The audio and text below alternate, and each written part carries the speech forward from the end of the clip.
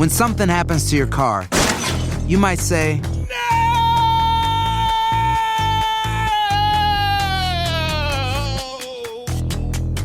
My car! but what you really need to say is something that can actually help. Like a good neighbor, State Farm is there. And just like that, State Farm is there to help you file your claim right on the State Farm mobile app. So just remember, like a good neighbor, State Farm is there. State Farm, Bloomington, Illinois. Reincarnation with extraordinary documentation. Jeffrey Keene.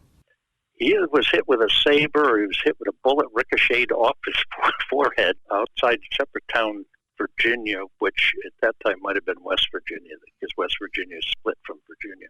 That you can actually see in the Proof Positive program, which is still online. There's videos of it, where a doctor overlays my picture, my sort of a negative of my face on a negative of Gordon's face, and that mark on my forehead matches up exactly where Gordon was wounded. Jeffrey Keene, retired 2003 as Assistant Fire Chief, Westport, Connecticut Fire Department.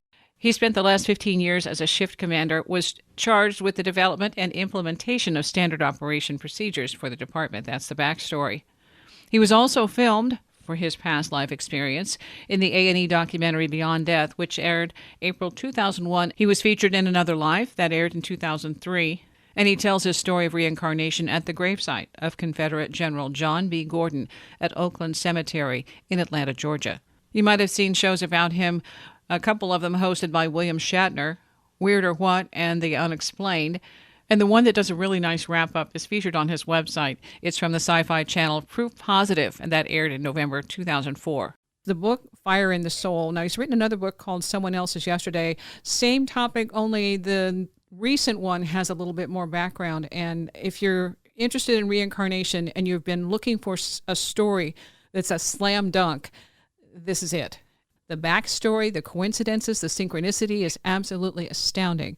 So, Jeffrey, you have an incredible story. People tell me I have a fascinating story, and I said, yes, it fascinates me, and it has been fascinating me for decades now. A lot of people ask me how it all started, and I tell them my story starts in the middle. And they say the middle. I said, yeah, in the middle of an old sunken road on a battlefield at Antietam. And I hadn't been a student of the Civil War or never read a book on the Civil War, had very little taught about it in school. I had seen some of the Ken Burns series. It was very impressed on what a great job he had done telling the soldier stories and so on. My wife and I were antique hunting down in Pennsylvania. We were headed down toward Maryland, and we weren't too far from Antietam battlefield. And people that don't know the Battle of Antietam, they should, because it's still is the bloodiest day in the history of the United States. There was more people killed, wounded, and missing. An 11-hour battle. I think it was around 25,000 killed, wounded, and missing. So it wasn't exactly a stroll in a park. I felt compelled. I wanted to go over that way. I asked my wife if it was all right. We take a little side trip.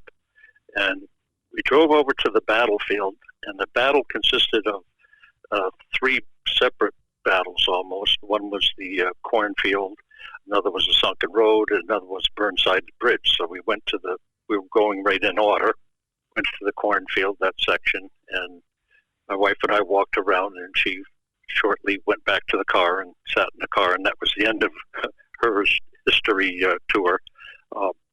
Drove to the next portion, which was the sunken road, and it's named that because it was worn down farm road from all the travel of the wagons up and down, and actually one portion it made like a trench. So it was a good portion of the battlefield for some of the soldiers to take refuge in, knowing they were going to be shot at. It's nice to have a ditch to dive into. So I left my wife in the car, walked over to the sunken road. There was a tape recording that was sort of like Alice in Wonderland with the bottle and cookie, eat me and drink me and stuff. It said push, so I pushed it and told a little bit about what happened on that portion of the battlefield.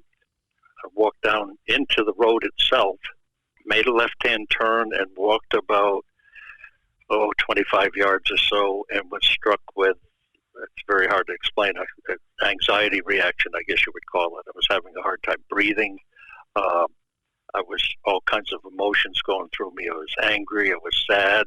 It was amazing the bravery of what the guys did there that day, and so on. And I was crying, and I didn't know what. I didn't know if I was having a heart attack or what. I didn't have any pain or anything, but I actually physically crawled up out of that roadway, straightened myself up somewhat, went back to the car, didn't say anything to my wife because how was I going to explain it to her? I didn't know what had happened myself.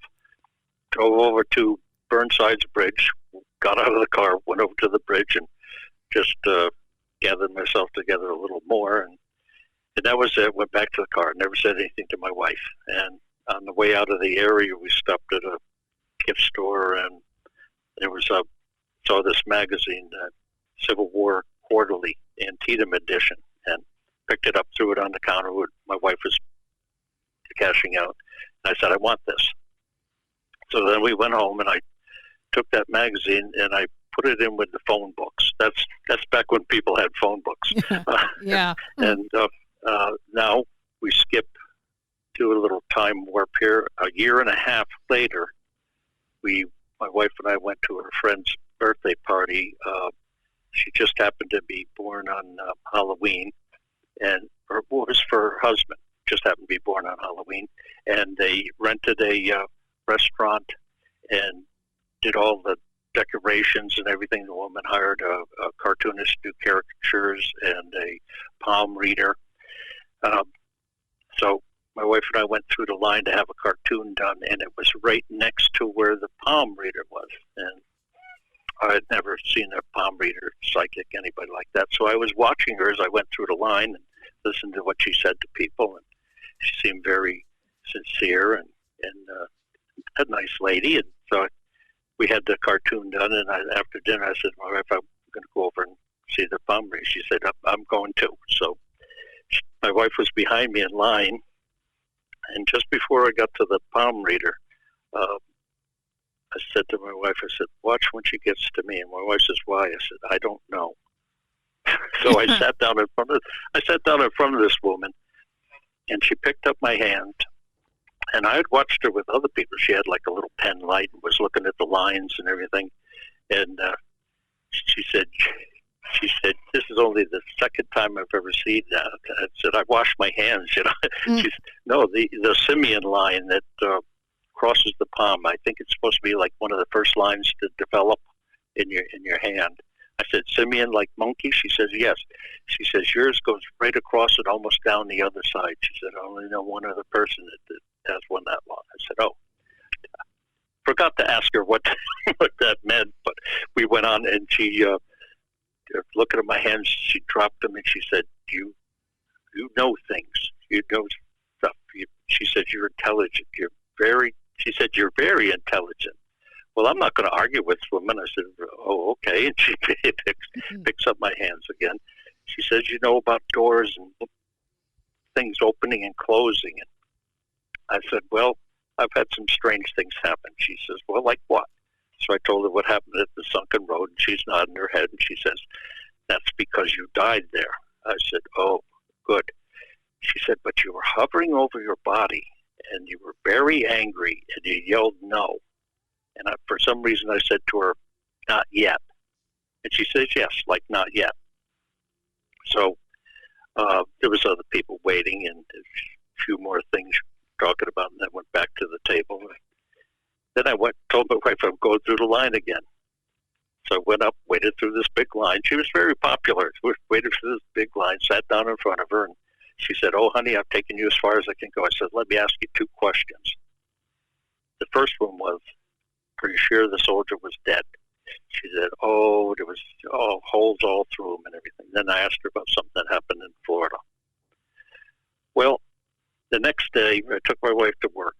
I go back home. I'm sitting home, and I remember the magazine.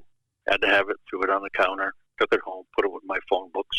The only magazine I ever put with my phone books. Everybody knew where their phone books were back then. So anytime I wanted to see it in that time period, I could have gone and picked it up. So I figured now's the time to pick it up. So I get it. I open it up to the portion on the sunken road, and I read down the page, or I was just skimming down the page, and there's a 2-word quote. It says, "Not yet." Now the hair stands up on the back of my neck. So I go back up and I read a little more.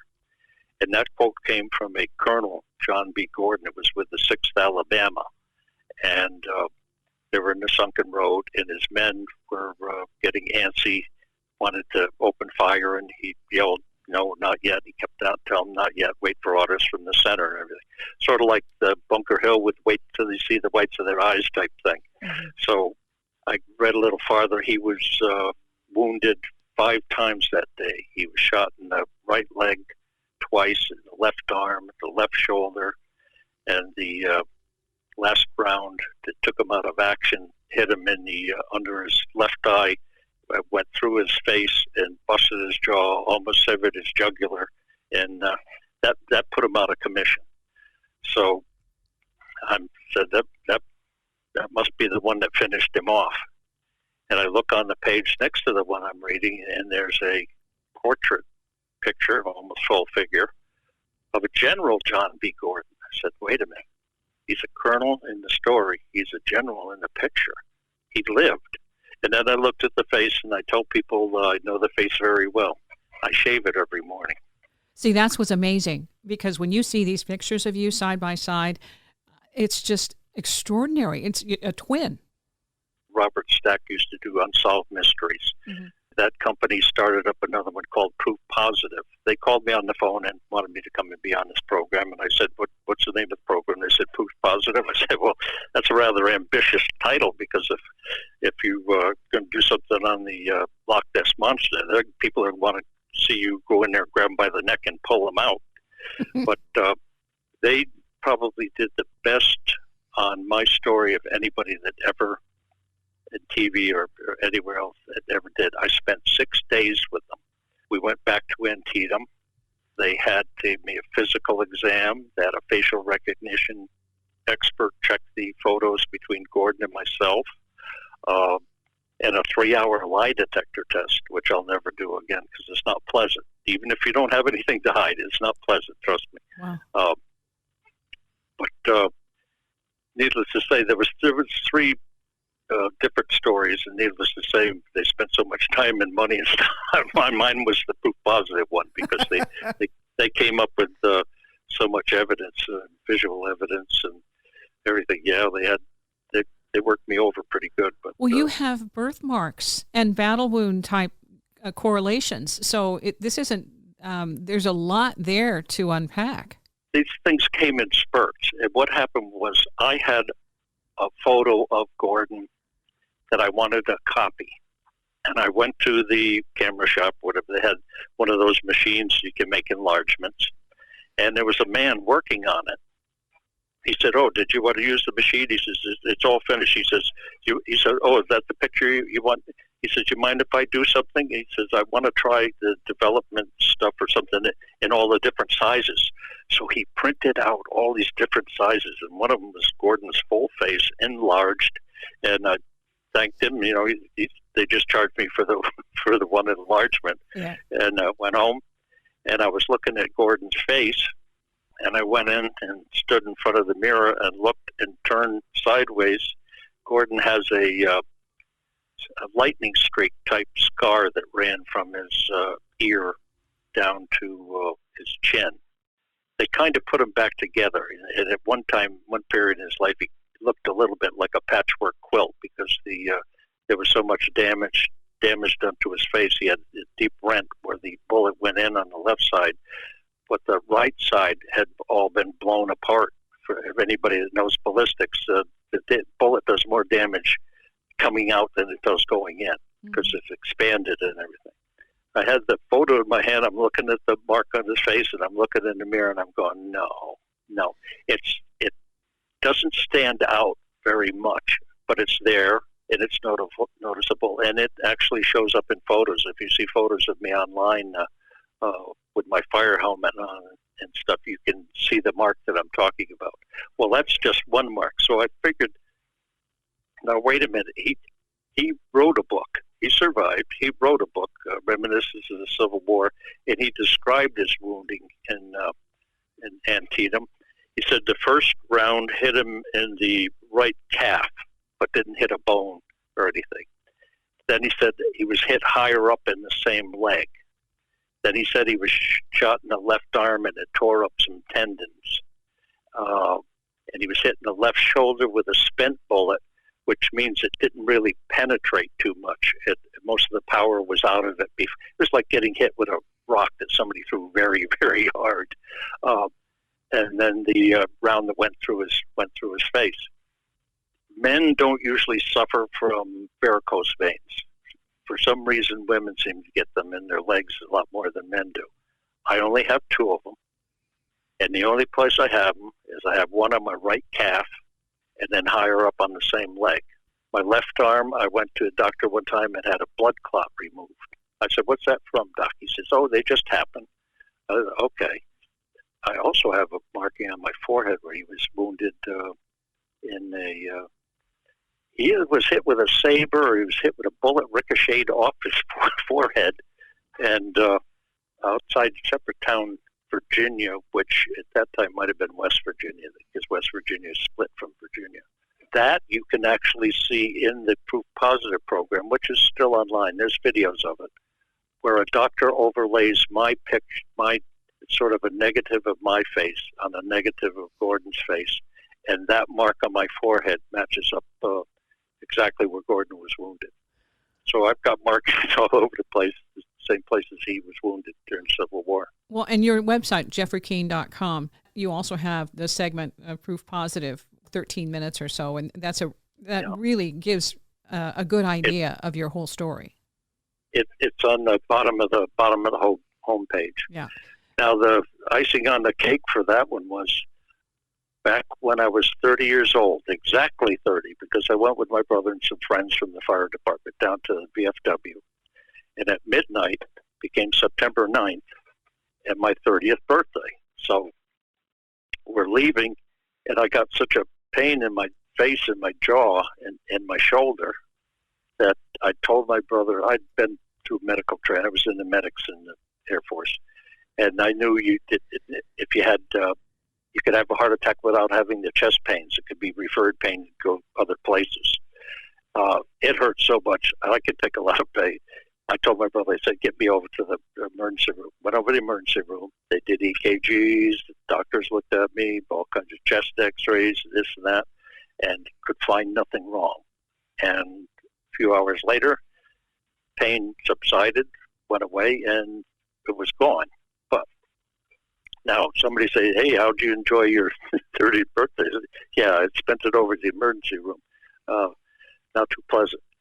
Now, that was back when I was 30 years old. The incident that happened at the Sunken Road was 1991. I was in my early 40s, okay? So that pain that I felt on my 30th birthday was the wound, mimicked the wound that Gordon, when he was shot through the face at Antietam. It was a decade before that hospital trip happened. That was a decade before I had even heard his name. So it wasn't like, a lot of people like to work my story backwards. They say, "Oh, he saw a picture of a guy, looked like him, and then he worked all these things into it." No, many of these things and the hospital visit were way before I even knew anything about Gordon. Gordon, when he was wounded at Sunken Road, he was born in 1832, and the Battle of Antietam was fought in 1862. And I'm terrible at math, but he was 30 years old when he was shot through the face. Bingo. Another connection. Yeah. When you first started connecting these dots and you're beginning to see that these things actually are adding up, how did your wife, your mom, how did your relatives respond? Because as you said before, this wasn't something you were already, you didn't necessarily believe any of it. Okay, now let's see. My mother was the only person that ever told me to my face, she said, "Jeff, you're nuts." To your face. Oh, that says something. and I said, "Thanks, Mom." Mm-hmm. Now, I didn't bother people with my story. My wife saw some of the stuff that was going on and happening. I had mentioned that Gordon wrote a book. I went and got that out of the library and read just the portion. I didn't take it out of the library. I went to the library, read it, and just the portion on Antietam, and put it back because I didn't want to be affected by the other stuff in the book. Yeah. But now I come home and I see there was a book written about Gordon. I was looking into it, and on the very first page it said he was born in Upson County, Georgia, and at a young age moved with his family to the northwest section of Georgia outside of small town Lafayette. I put the book down. I picked up the phone. I called my mother. Now, my mother was a recent widow, and my mother had lived in Florida, and my father passed away, and she stayed in the house a little while, and then, like a lot of widows do, they end up moving somewhere else. She decided to move in with my sister, South Main Street, Lafayette, Georgia, the town where Gordon grew up. So I called her up. I said, Mom, you have anything down there named after any Gordons? She said, oh, yeah, there's Gordon Hall where he went to school. There's Gordon this, there's Gordon that. But she was going to come up for the summers, but I went down and I picked her up, and she was with me quite a few times when other little epiphanies and synchronicities and things like that would happen. So my wife was aware of some of this story and the goings on.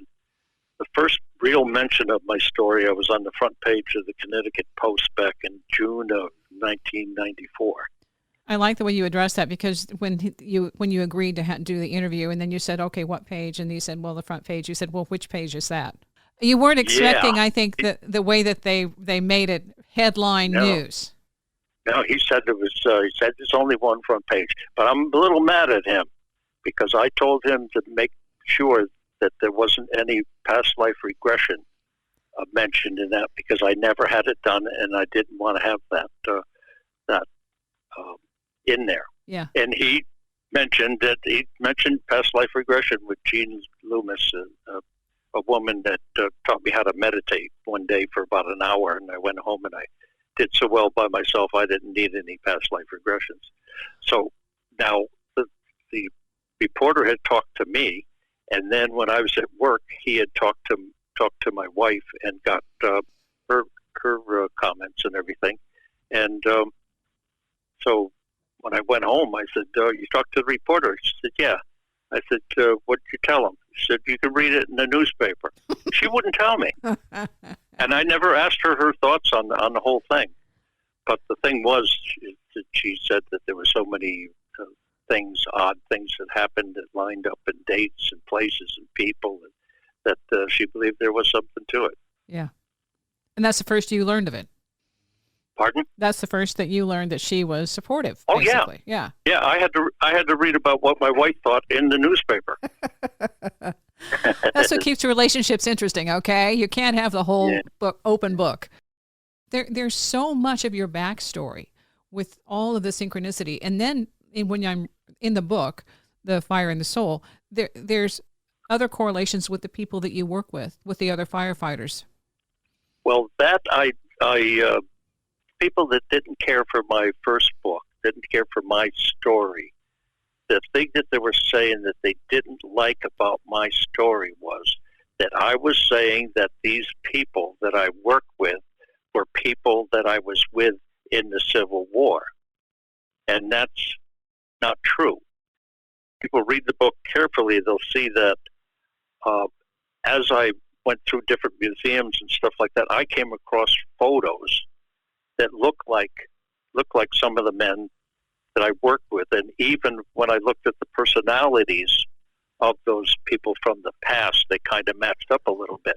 And all I did was I got permission from a few of the guys. I said, would you mind if I used your picture and their picture? I won't say anything about whether you believe in reincarnation or what you feel about it. I just showed them like comparisons side by side and saying, isn't this interesting? Yeah. It seems like there might be something to it. Now, Wayne Zaletta, there's a picture of Wayne Zaletta, and he looked a lot like Cadamus Wilcox, Union General. He even has the same markings on his face in the photos. His and the general's, the mark on their face matches up perfectly.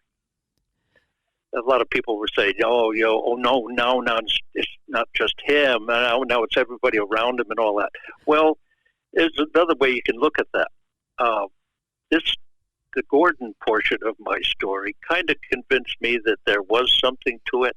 Yeah. And as soon as you open the door for one past life, where do you stop? You open it up for another 100 or 1,000 lifetimes? Or I want to go back real quick. In the book, The Man You're Talking About, page 198, the thing that I find interesting is that, you believe it or not, that he has a handlebar-type mustache in the present-day photo, and then in the past history photo, he has a very similar style. That's incredibly coincidental.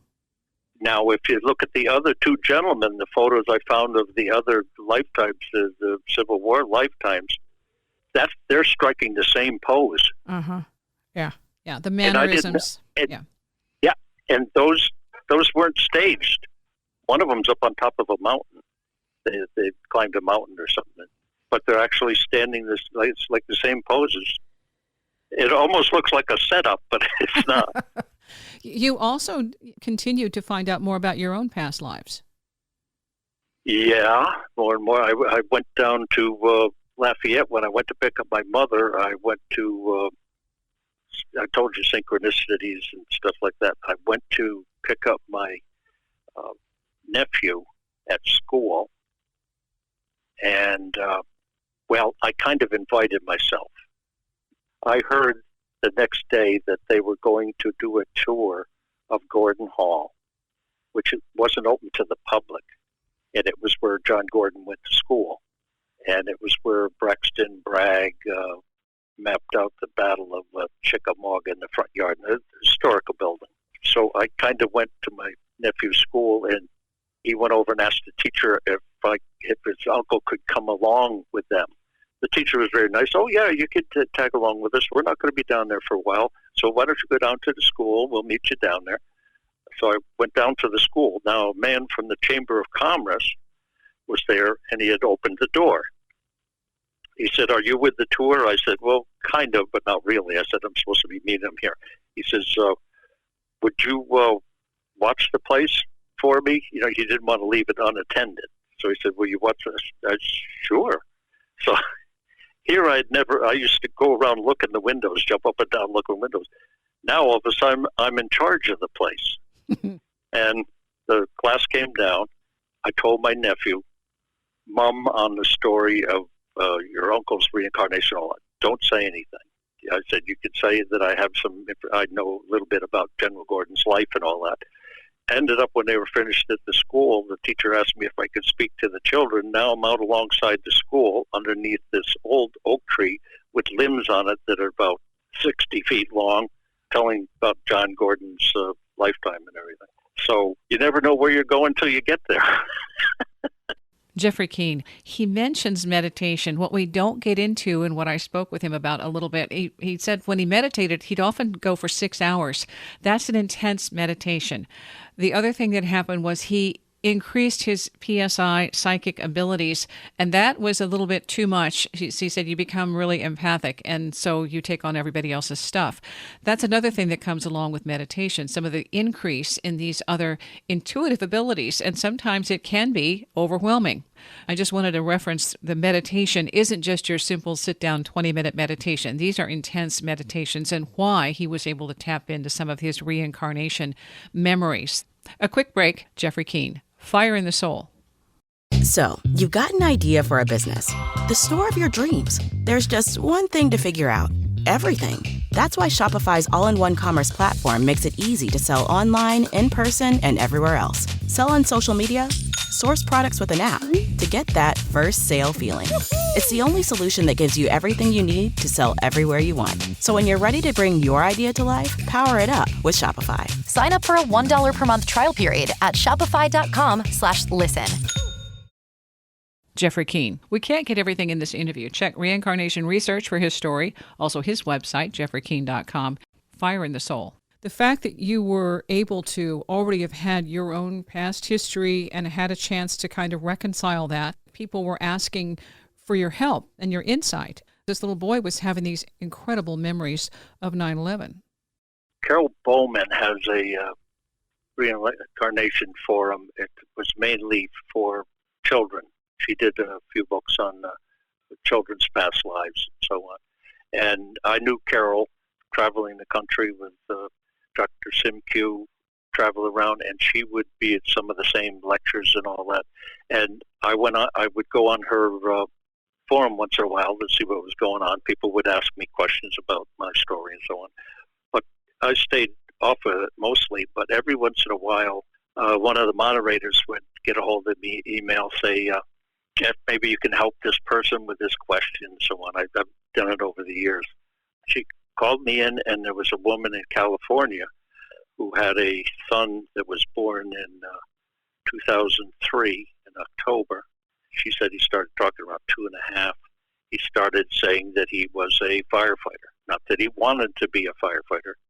And I found it odd that he used the phrase firefighter, because a lot of times kids will say fireman, which is not proper. Firefighter is the correct terminology. And he would also tell her that he was fire rescue, which made some bells go off in my head, because that's a phrase you wouldn't expect to hear from somebody who's 2.5, 3 years old. She wrote a few things that he had said and things that he had done and everything. And I've been in fire rescue for 35 years, and I set up the standard operating procedures for the department in Westport, Connecticut. One of the things he mentioned was when the bucket comes down in the bucket truck, and when it gets down the bottom, there's a bounce. There were so many things that it wasn't like, the trucks are red and the trucks make a lot of, it was little nuances, little tiny things. I said the only way anybody could know about that was if they had been a firefighter and actually been through what he was talking about. And he had numbers, too. He kept repeating numbers. He kept repeating numbers, mainly the number 3. His mother said it was either 3 or 33, and he had a 3 or 33 on his helmet. Now, this is a small child, and she's trying to, and it's sort of like having a speech impairment when you're learning how to talk. Sometimes the words don't come out right, but she was putting all this stuff together. From the stories that he was telling, and it was like different fires and different, he was talking about different apparatus and things, and even where his firehouse was, it was, he said it was downtown. I said, oh my goodness. Downtown is a phrase they use in Manhattan for the lower section of Manhattan. And the way he was talking, I said he had to be either a lieutenant or a captain to be riding in the front seat of one of the rigs. I would give his mother you don't want to feed things into a child, but you could also catch him at off times. And I said he was either a lieutenant or captain. I said sometime just, see if you could work some of these things in a conversation. She said he was in the tub one time and he's playing with the little fire engines and all that. He was talking about the engine in the front, that was where he sat. She said, oh, were you the captain? No. She said, you must have been the Lou. Lou is what a lot of guys use at fire department short, instead of yelling lieutenant all the time, they go, hey, Lou. She said, you must have been the Lou. She said, he snapped around to her. He says, how did you know? Yeah. And he gave so much detail that tracked it down, and it kept narrowing it down more and more. And it turned out we tracked down, he was telling the life story of a lieutenant that had been on Ladder 3 and had perished 9/11 in the North Tower. He was born 2003. That's a pretty fast comeback from 9/11. Yeah, real quick turnaround. The thing was, this was all happening back in 2007 with the back and forth on the forum. Now, the mother wanted to say a lot of things. She didn't want to put them on the forum, so there was a lot of it that was discussed between the two of us off the forum. We had tracked down who his parents had been, his parents were, and everything. At that time, they were living, and she didn't really want to get involved with, getting involved with his family, the lieutenant's family. which is a good thing because they were strict Catholic and so on. She didn't want to mess up other people's lives. So we stayed quiet on all of it.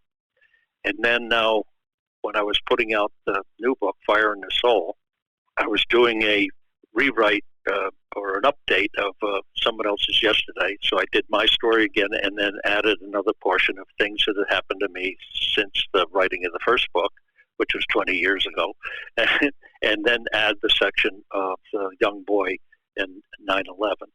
And I got a hold of the mother, because on the forum, when you put something on the forum, that's copyrighted. That's yours.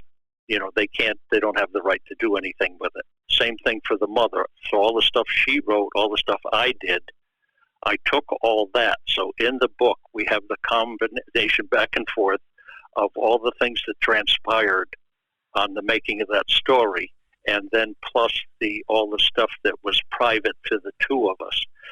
Because the mother, I wasn't going to do too much on the story. I wasn't going to get into too many details with it.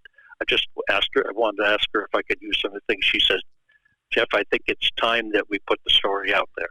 So on the 20th anniversary, I put the book out there, and it's all in the book. And I think that's excellent because it gives anyone who's interested in this a way of, especially dealing with the child who's a 3-year-old, and going back in and asking, just Right. Innocuously, did they call you Lou, or the way that you suggested that would be introduced, because for one thing, he would only go so far with, "Oh, I don't want to talk about that," or he would just stop talking. He would start, go for a while, be fluid, and then done, and there was no way to get anything else out of him. Kids do that. They shut down. I pulled the trick on my one of my granddaughters one time. If you could catch them off guard, she came running in the house. She was sent in to get her sneakers, put her sneakers on because she was running around outside with her socks and messing her socks up or whatever. So I saw her outside sitting on a little wall, and she's struggling with the sneakers. So I went out and I bent down. I said, you need some help with that? Okay. So I was helping her put the sneakers on. I said, did you used to be able to put your shoes on when you were big? And I looked at her, and she just looked up at the sky a little bit, like a distant gaze. And she says, yes, but they were different. And she started describing high-top shoes and putting them on with button hooks. Yeah. Okay? Yeah. So you can catch the little devils once in a while.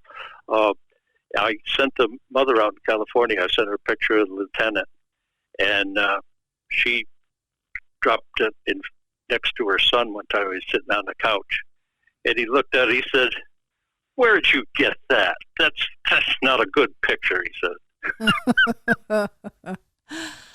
My stepsister told my grandmother when she was little, and she must have been, again, like 3 or 4. She came up to her and she said, "I used to dance with you when I was a boy," and that was as far as it got. But just that little thing of remembering, and there was nowhere to go from there. But it was one of those reminders that we have memories until we get a little older and start becoming more socialized and indoctrinated into how we're supposed to act in this reality. And some of those, that's what you said. You didn't remember this until you were on that battlefield. And the thing about this that's in common with the boys, when he went to the place where the former life had happened, then he got anxiety, he got headaches, anxiety. Well, yeah, as time went by, when he was little, it was amazing his concern over the people he couldn't get to in 9/11, and people jumping and all that they wouldn't wait for him. I told his mother to tell him not that they wouldn't wait, they couldn't wait. Yeah. But he was little then. He's much bigger now. He's 6 feet tall, 195 pounds, athletic, and I tell the girls he's got a smile that'd melt your heart.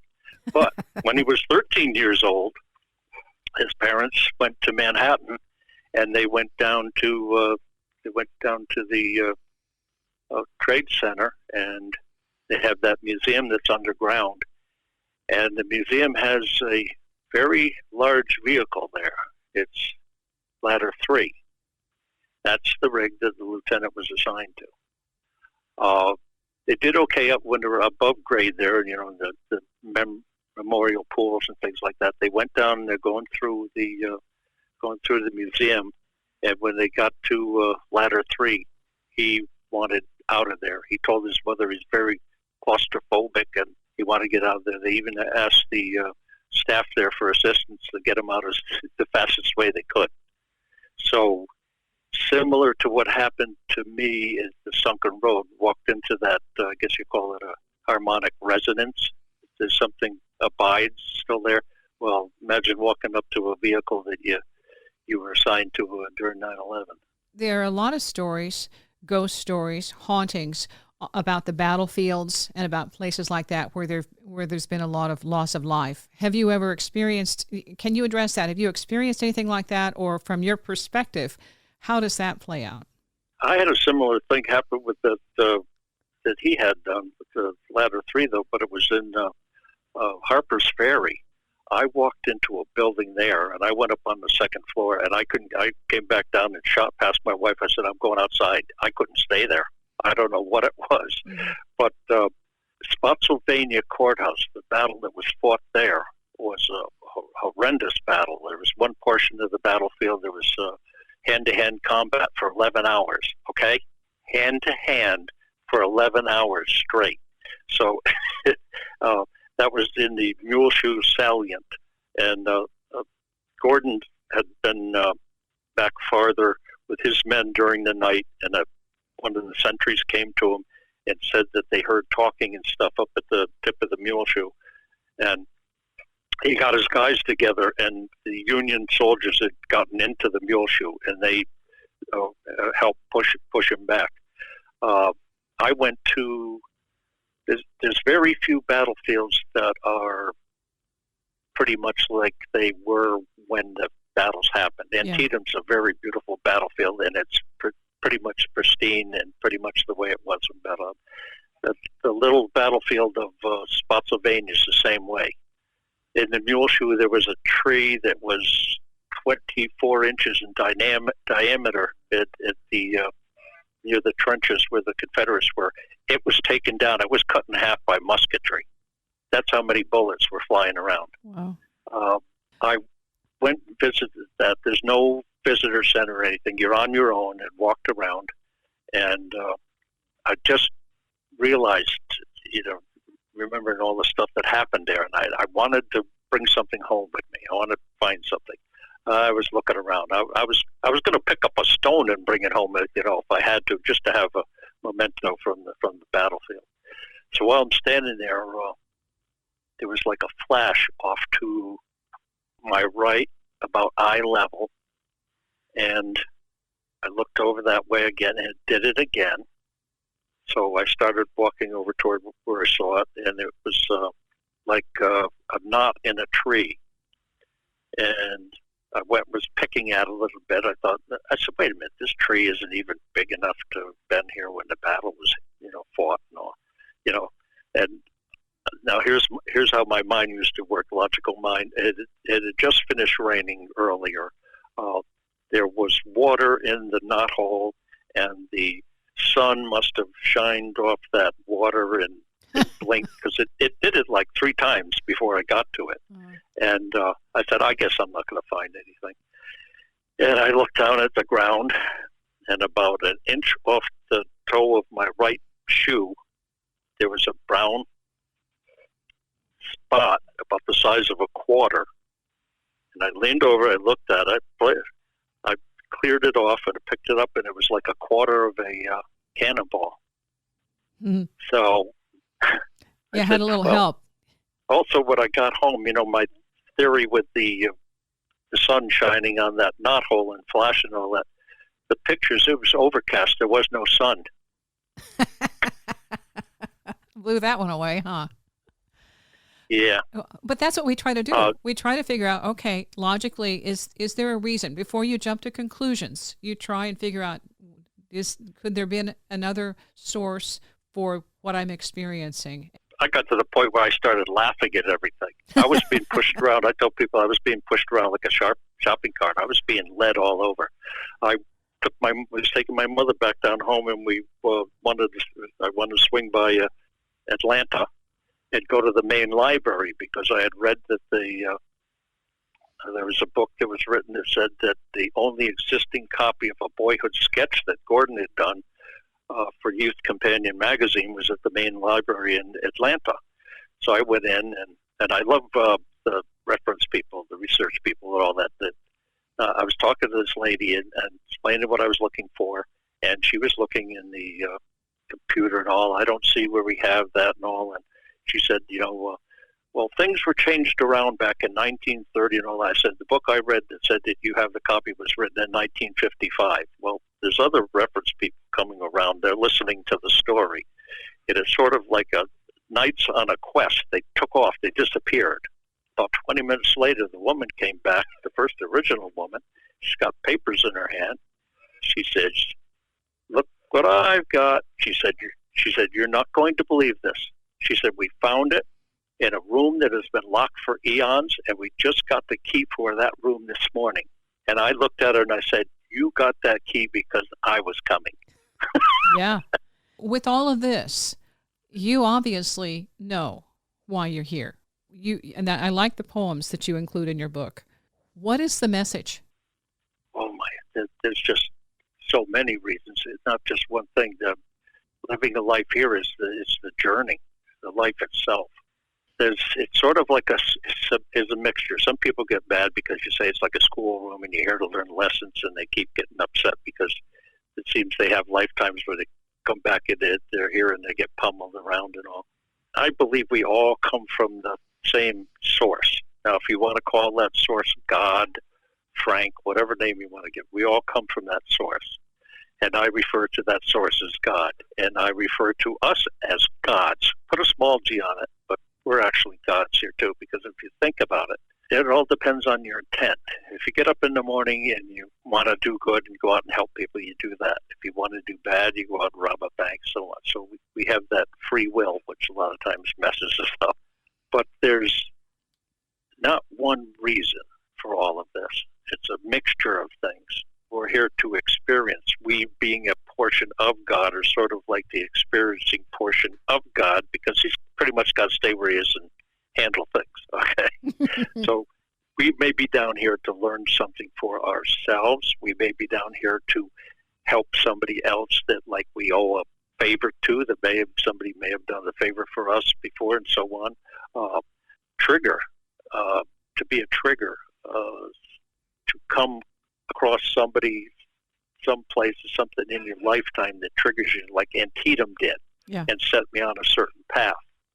You can get off the path. That we have great input into the script that we're living here, and there's paths we can follow, but you can get off the path, and sometimes you need help getting back on. It's hard. People want a pat answer, and there's no pat answer. But if you think about it, you think about your own life. You're a student. You're a teacher. You're a healer. You're many different things, and then you're different things to different people. You could be a father to one person, an uncle to so on, so on, so on. It's not simple, and a lot of times it's not easy. But many of the people that have very successful lives, and a lot of people that went through trials and tribulations and so on, they got run over by a car and they were in the hospital for 2 months. And you say, oh, that was horrible. And they say, no, that was the best thing that ever happened to me, because I finally had to slow down. I finally had to take stock of myself and so on. So it's very hard to tell what is good or bad. But I think the main thing is we're trying to pretty much to get back to our starting point and, go full circle. But there's a lot of adventures along the way, and this isn't the only place we go. And yes, there's many more dimensions, and people want another thing. People want a pat answer. What's it like between lives? Well, it all could depend on your experience, where you go and end up, and who you're with. And I guess one of the rules that seems to apply is like attracts like. So if you weren't too pleasant, people actually make their own hell. You could end up in a place where you're exactly like the person, the other people that are there, and I guess that would kind of drive you a little nuts. But there's also a lot of beautiful places, and the mind's the builder. If you ever watch the movie Robin Williams, What Dreams May Come. Yeah. He goes to heaven, and he finally catches on how things work, and you build with your mind, and he finally gets things so he can pick them up, and they aren't all mushy. They're solid to him, has a house and all that. Now his wife, who was left behind after he died and their 2 children died, just went into a big slump, extremely depressed, killed herself, and ended up going to hell. Well, the hell she was in was a hell that she put herself in. And then the story is he goes to get her back. A lot of the things in that movie, he was talking to his 2 children that had died, and he didn't realize it because they had taken on other forms. It's just like we're all different vibrations. I will retain the same vibration when I'm on the other side that I had in all the other lifetimes here. But if people from those time periods call up that vibration, they might see me as like Gordon, whereas a person, if they passed from, I was already on the other side, they passed from this lifetime, would see that vibration as me today. So it all depends on where you're coming from. So it gets, it's a big story. Yeah, it's much more complicated, complex, intricate, and fascinating. If you think about it, though, it's really not complicated. It's simple, but you're seeing things, other people are seeing things from all different viewpoints. You would recognize this other vibration as somebody, that you do in this, and so on and so on. So if you wanted to connect with somebody else, you don't need a telephone or anything. You just sort of like dial up their vibration. That's one thing that's faster than the speed of light is thought. My wife showed up at the firehouse one morning when I was still in bed, and I usually could sleep pretty well when I was at the firehouse as long as we were not on the calls. But that night I was rolling all around, and I rolled over and I see my wife standing there. I said, "My father passed away." She said, "Yeah." Now that seems that I had some sort of connection with my father. Better than that was, she said my sister had called. My sister lived in Georgia, like I told you before. My mother moved up with her. My parents were down in Florida. My sister woke up at 4 o'clock in the morning and was so upset about my father. She called down to my mother and asked how my father was, and she said, my mother said they're putting him in the ambulance right now. So we're all connected. For the book, and this is the most recent version, Fire in the Soul, for people who want the Cliff Notes, if they go to your website, you can do, well, there's also the other Reincarnation Research. Reincarnation Research is Walter Simkew's website, and that has kind of the Cliff Note, the shorter version of all of your story, which I think is fascinating. And then on your website, at the bottom of the page, you've got the video there from the Proof Positive. Go to my homepage, and there's a video of the little 9/11 boy that was very well done. I don't know who did it, but they did a great job on it. Down the bottom of the page is the Proof Positive program, and then there's a media page with podcasts and links and books, and probably more than you ever cared to know about anybody. Oh, I think it's fantastic. I love the connection with the Civil War and then with 9/11 with the firefighters. The Confederate General and Connecticut Yankee, A Past Life Revealed. That's been on multiple venues, Sci-Fi Channel, Biography, PBS. So your story's out there. I'm glad you're still talking about it, because I think some people are just now coming to this, whether they've had a past life memory or know somebody who has, and you've got a lot of answers, or at least some suggestions and some helpful information. I try to help. That's one of the reasons why I'm here. I'm supposed to be doing that. I've found some other hints in other lifetimes, and there seems to be a common thread that runs through them. There'll be like a warrior that could be with a weapon or without a weapon. It depends on what you're fighting for. Seems I've been a reuniter through a lot of different lifetimes. So I think we need that. That's what I'm doing here now, trying to maybe get some peace going in the world. Because if I had a life in Japan and Scotland, if 2 Native American tribes and all I've been a lot. Oh, and a girl, Peggy, in Ireland. So now, Yes. different genders and different skin tones and so on. So that tells me we are raceless. Imagine that. What would happen in the world if we found out they were raceless? That there were more spirit than human. And we might be nicer. Even if they just went along with it and believed it, you know. Yeah. Thank you. I appreciate your time. I really enjoyed reading your book. Like you said, it isn't complex. It's simple. It's just challenging for us to do all the connecting with all of these lifetimes and how they relate to the present moment, because this is where it's really happening right now. Yeah, and I'm trying to do the best I can because I turned 75 last September, and as like I said in my book, I can see the clock on the wall with the hands moving by like a cat licking its face, and I don't know how much longer I'm going to be around, but I'll keep talking, I guess, until they keep shoveling the dirt on me.